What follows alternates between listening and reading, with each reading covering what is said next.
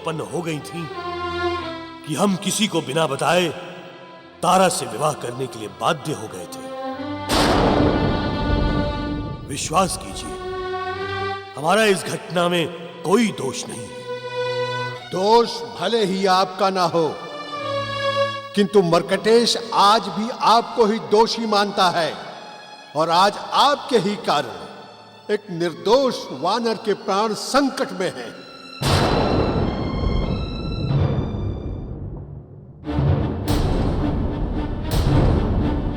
मुझे मारुति ने उस वानर की सुरक्षा का उत्तरदायित्व सौंपा है, जिसे मुझे हर हाल में पूरा करना है।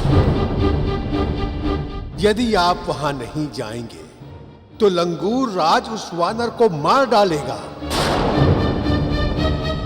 यदि आप मेरे साथ लंगूर प्रदेश चलते हैं तो हो सकता है वानरों और लंगूरों की शत्रुता समाप्त हो जाएगी और उस वानर के प्राण भी बच जाएंगे।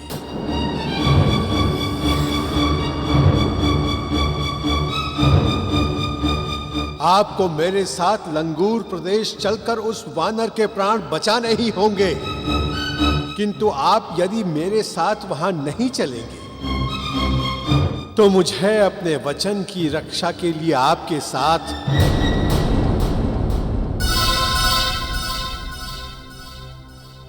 आपको मारुति ने उस वानर को बचाने का दायित्व सौंपा है ना? मारुति ने हमारे ऊपर जो भी उपकार किए हैं उसके लिए मैं कुछ भी करने को तैयार हूं। मैं अवश्य वहां जाऊंगा, जिससे आपके वचन की रक्षा भी हो जाएगी और उस वानर के प्राण भी बच जाएंगे। चलिए। हाँ, चलिए।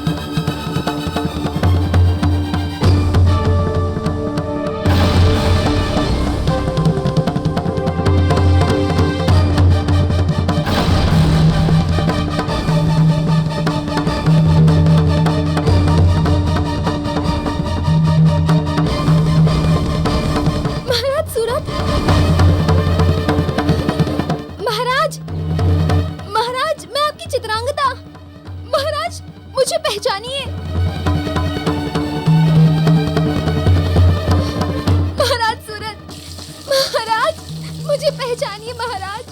महाराज मैं आपकी चित्रांगदा। महाराज कुछ तो बोलिए महाराज।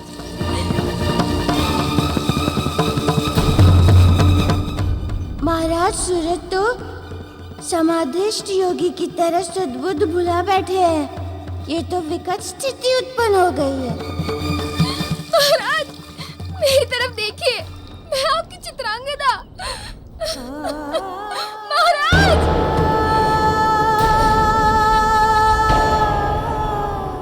महाराज मेरी भूल की इतनी बड़ी दंड मत दीजिए मुझे। मुझे पहचानिए महाराज, मुझे पहचानिए महाराज। महाराज मुझे पहचानिए।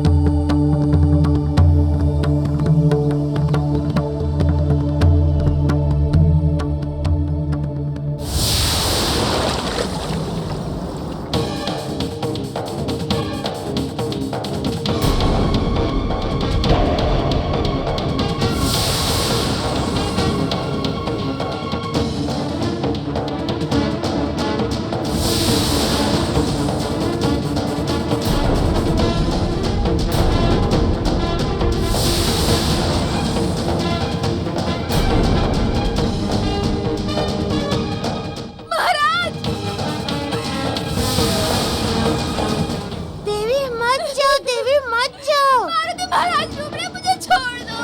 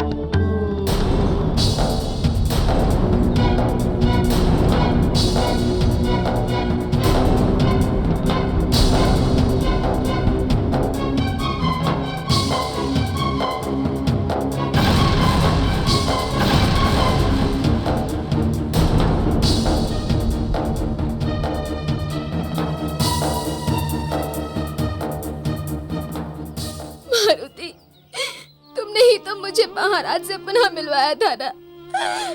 अब तुम ही उनकी समाधि तोड़ सकते हो।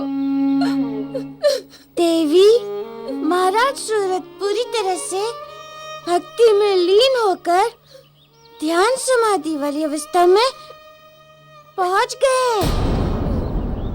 अब इनके ध्यान को तोड़ना सहज नहीं है। अब इनके ध्यान को तोड़ना सहज नहीं है। नहीं मारुति नहीं, मैं जान गई हूँ तुम्हारे लिए कुछ भी असंभव नहीं है। जिस पर तुम्हारी कृपा हो जाए उसके तो सारे संकट दूर हो जाते हैं। मारुति, मुझ पर भी एक और कृपा कर दो। तुम इन्हें ध्यान अवस्था से बाहर ले आओ मारुति।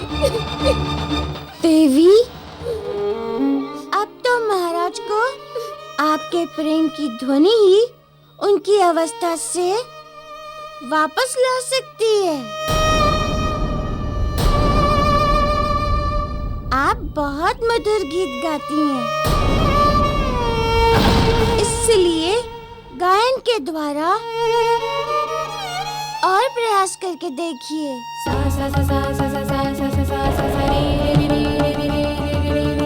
गायन के द्वारा? हाँ देवी, गायन की स्वर लहरी सीधे हृदय तक उतर जाती है। कोई कितनी भी गहरी समाधि में पहुंच जाए, किंतु गायन की ध्वनि उसकी समाधि को तोड़ती हुई आत्मा तक पहुंच ही जाती है।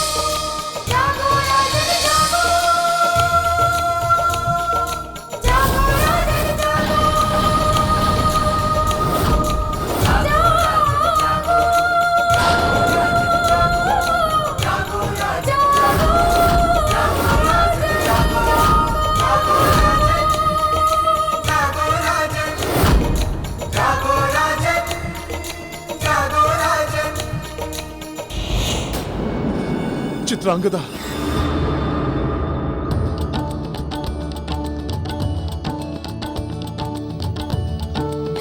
महाराज, मेरी चित्रांगदा। महाराज, आपके सच्चे प्रेम ने मृत्यु को भी मेरे करीब नहीं आने दिया। महाराज देखिए, आज आपकी चित्रांगदा आपके सामने जीवित है।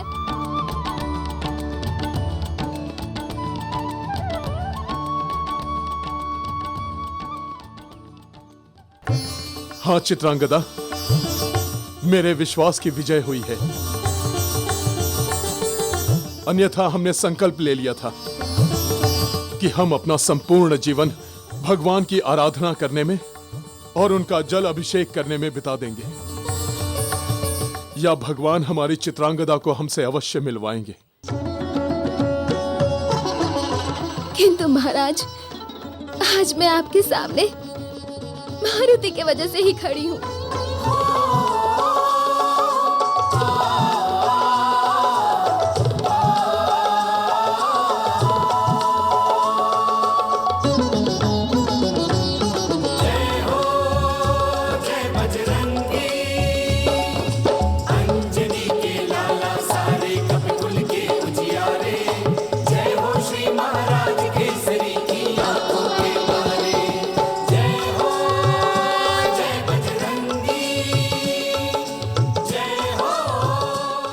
मारुति, हम जानते हैं तुम्हारे रूप में साक्षात महादेव हमारे पास आए हैं।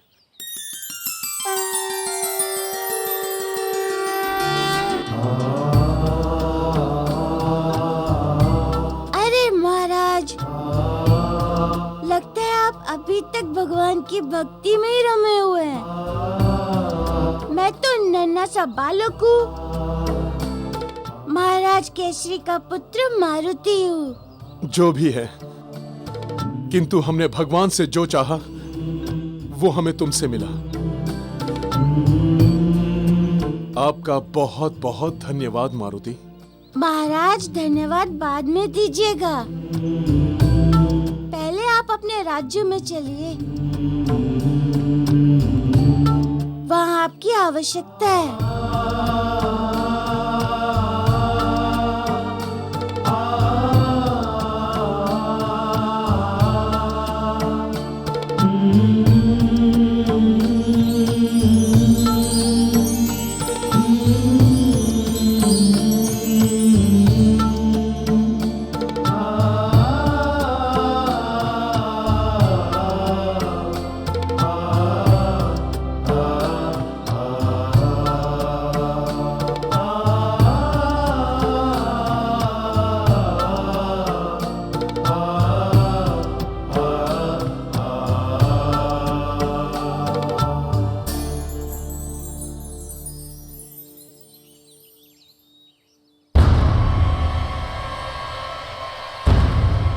बस वहीं रुक जाओ।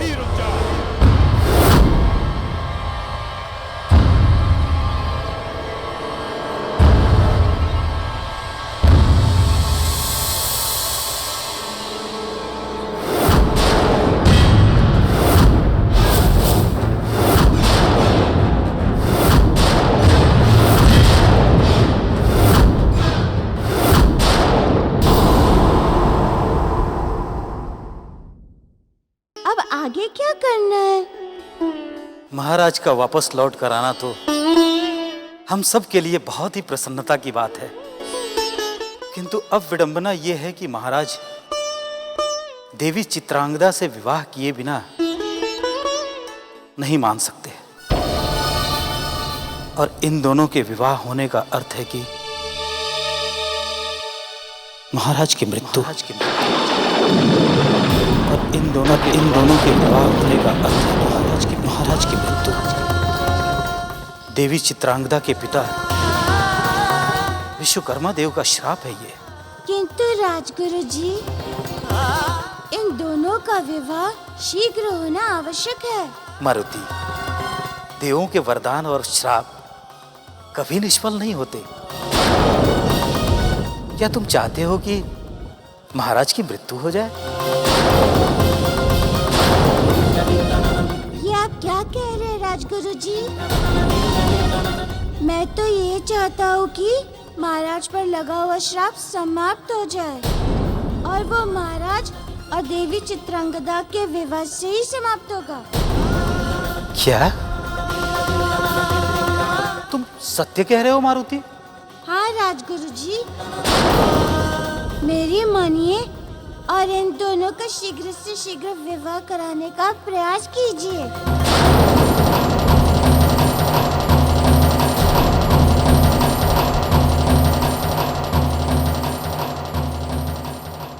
तुम एक अनोखे बालक हो मारुति, तुम्हारी बात मानने से हम मना कर ही नहीं सकते। इस विषय पर हम महाराज से अवश्य बात करेंगे। बाली जी, आज आपके धैर्य की कड़ी परीक्षा होने वाली है। मर्कटेश बदले की आग में जल रहा है, कुछ भी हो सकता है। आप निश्चिंत रहें जामवन जी, मुझे आभास है कि वहां क्या हो सकता है। बाली जी, आपकी ओर से तो मैं निश्चिंत ही हूँ, क्योंकि मैं जानता हूँ आपको कोई परास्त नहीं कर सकता है। किंतु मेरी चिंता कुछ और ही है। इसके लिए आपको बल की नहीं, धैर्य की आवश्यकता है। आप स्पष्ट कहिए जामवन जी, आप कहना क्या चाहते हैं? वाली जी, आप तो जानते हैं मारुति कोई साधारण बालक नहीं है। वो जो कुछ भी करता है उसके पीछे महान उद्देश्य छिपा होता है। ये तो सत्य है जामवन जी। मेरे लिए मारुति ने जो कुछ भी किया है वो महान तपस्वी के लिए भी संभव नहीं था। किसी के श्राप का मोचन करना तो ईश्वर का कार्य है, और यदि ये कार्य मारुति स्वयं करना चाहता है तो मैं भी वैसा ही करूंगा जैसा मारुति चाहता है। हाँ बाली जी, मारुति चाहता है कि वानरों और लंगूरों में मित्रता हो जाए। इसके लिए आपको बहुत समझदारी से काम लेना होगा। ठीक है जामवन जी, मुझसे जो कुछ भी बन पड़ेगा मैं करूंगा। ठीक है, चलिए। बस वहीं रुक जाओ।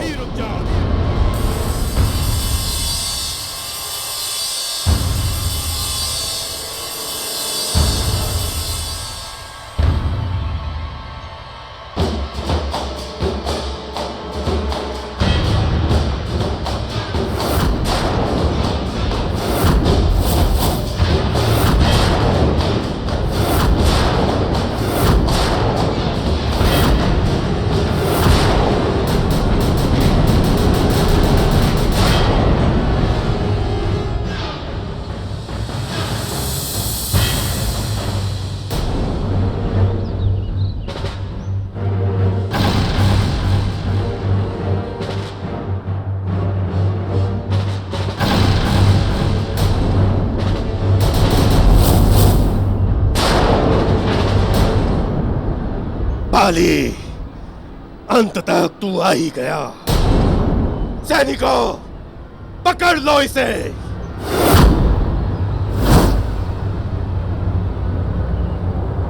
बाली, तेरे विश्वासघात के कारण मेरी प्यारी बहन इस संसार से चली गई, किंतु अब मैं तुझे भी उसके पास पहुंचा दूंगा।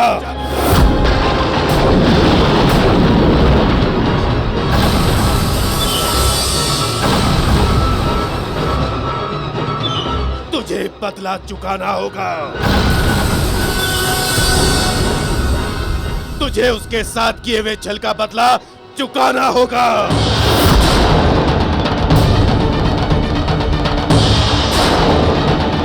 ले जाओ इसे और कारागार में डाल दो।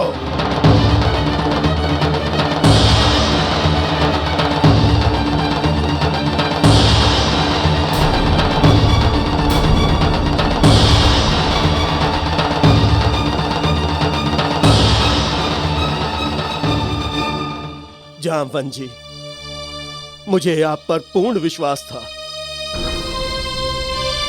आज मैं बाली को मारकर अपनी मृत बहन की आत्मा को शांति प्रदान करूंगा, और बाली की मृत्यु के बाद मैं अन्य किसी वानर को नहीं मारूंगा।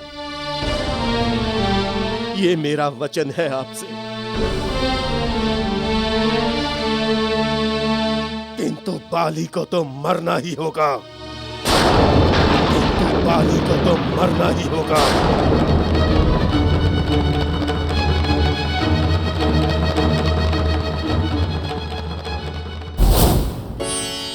महाराज, आपको सकुशल देखकर हम बहुत प्रसन्न हैं। अब भले ही हमारा विवाह ना हो पाए, किंतु आपको देखकर ही हम अपना सारा जीवन सुख से बिता देंगे।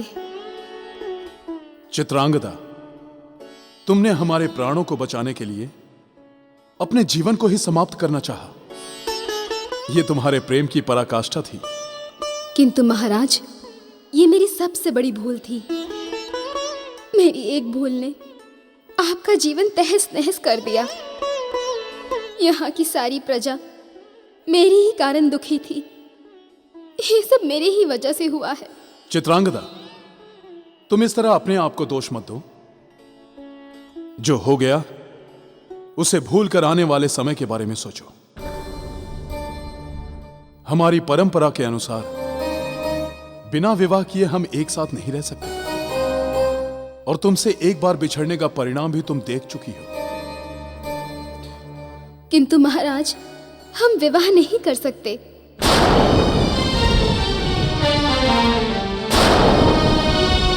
देवी,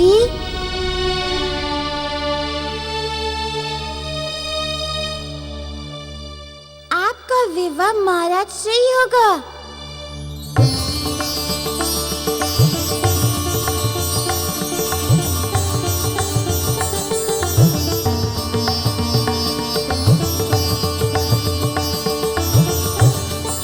ये तुम क्या कह रहे हो मारुति? देवी, हम भी यही चाहते हैं। महाराज, आप शीघ्र विवाह करके देवी चित्रांगदा को महारानी बना लीजिए। हमारी भी यही इच्छा है, किंतु आप देवी चित्रांगदा को मना लीजिए।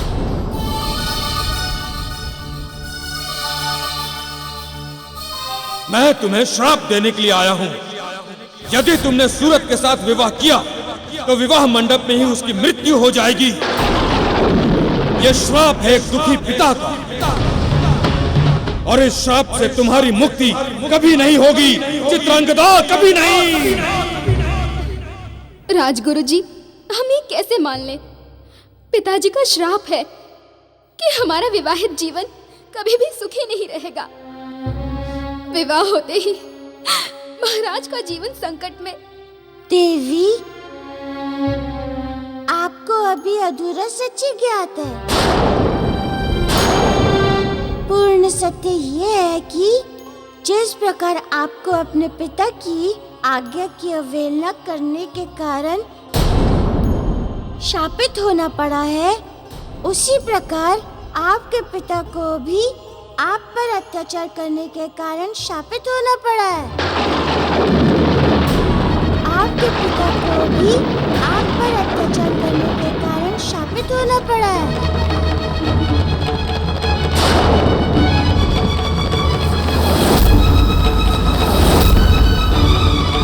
मारुति, ये तुम क्या कह रहे हो? यही पूर्ण सत्य है देवी। यदि आप विवाह नहीं करेंगी तो आपके पिता देव विश्वकर्मा का श्राप दूर नहीं होगा।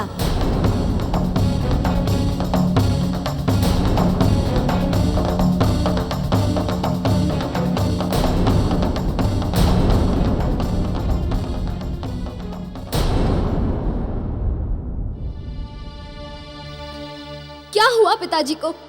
किसने दिया उन्हें श्राप? देवी, ऋषि ऋतिक ध्वज ने आपके पिता को वानर होने का श्राप दे दिया। आपने देवता होकर भी एक पशु की भांति व्यवहार किया है, इसलिए मैं आपको श्राप देता हूँ। इसलिए मैं आपको श्राप देता हूँ। तुम अभी इसी समय वानर हो जाओ, वानर हो जाओ, वानर हो जाओ।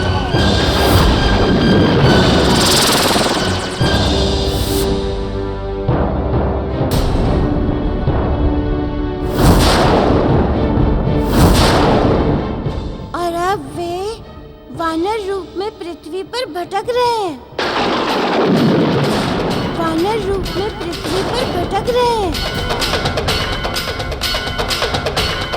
किंतु पिताजी ने ऋषि ऋतिक ध्वज का क्या बिगाड़ा था?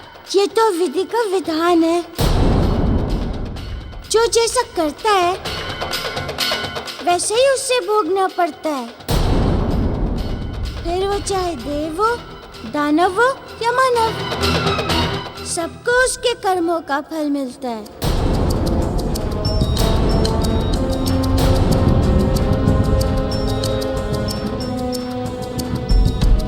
किंतु मारुति, तुम ये सब कैसे जानते हो?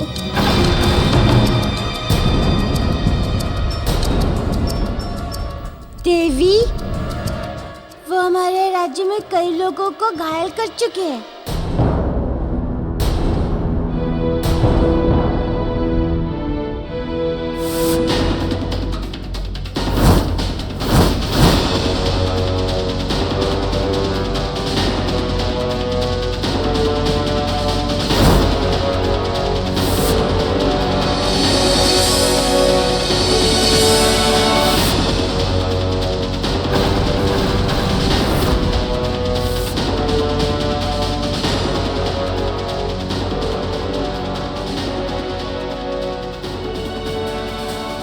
पिताजी के साथ इतना बड़ा अनर्थ हो गया और हमें पता भी नहीं चला। जब तक विश्वकर्मा देव आपका कन्यादान नहीं करेंगे तब तक वो अपने आप को भी नहीं पहचान पाएंगे। इसलिए आपका विवाह होना अति आवश्यक है।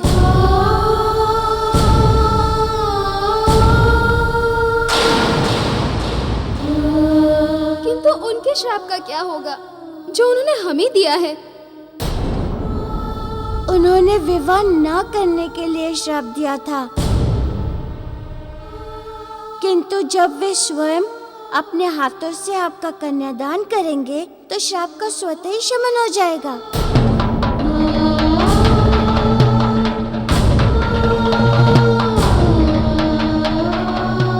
किंतु मारुति, इतना याद रखना,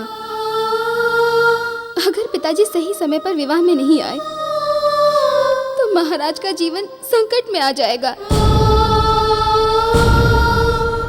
देवी, आप चिंता ना करें, आपका कन्यादान देव विश्वकर्मा के हाथों से ही होगा।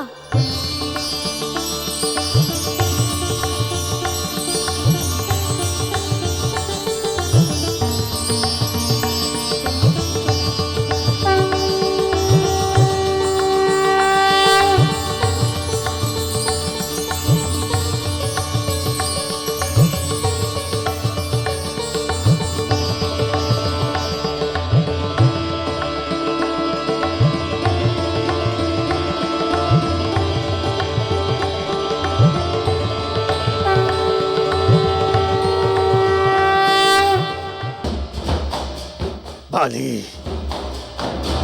तूने मेरी बहन के साथ प्रेम करके उसे धोखा दिया, मुझसे मित्रता करके छल किया मेरे साथ। आज मैं तुझे तेरे सभी पापों के दंड दूंगा। देख बाली, देख, मेरी जीती जागती हंसती खिलखिलाती प्यारी सी मासूम बहन जिसके साथ तू कभी प्रेम करता था, आज वो पत्थर की बेजान मूर्त बनकर यहाँ खड़ी है। तेरे कारण बाली, तेरे कारण।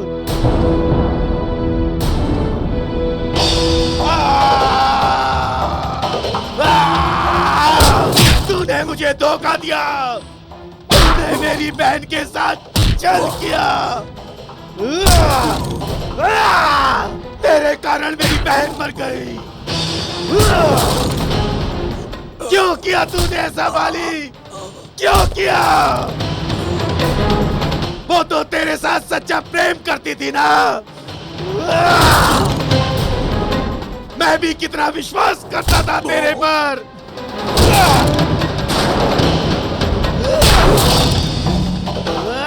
रुक जाइए महाराज।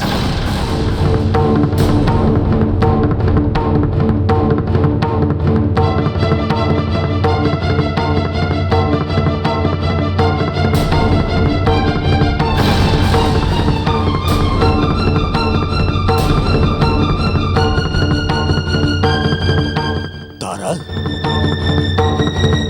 तुम यहाँ?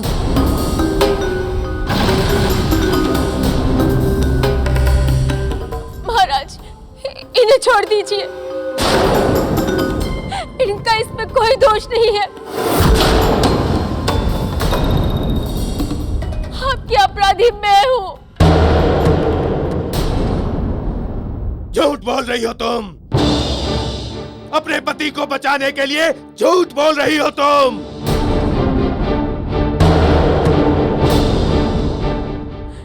नहीं महाराज, सत्य तो यह है, महाराज बाली आपकी बहन से उतना ही प्रेम करते हैं जितनी आपकी बहन। महाराज बाली आपकी बहन नहीं प्रेम करते हैं जितनी आपकी बहन।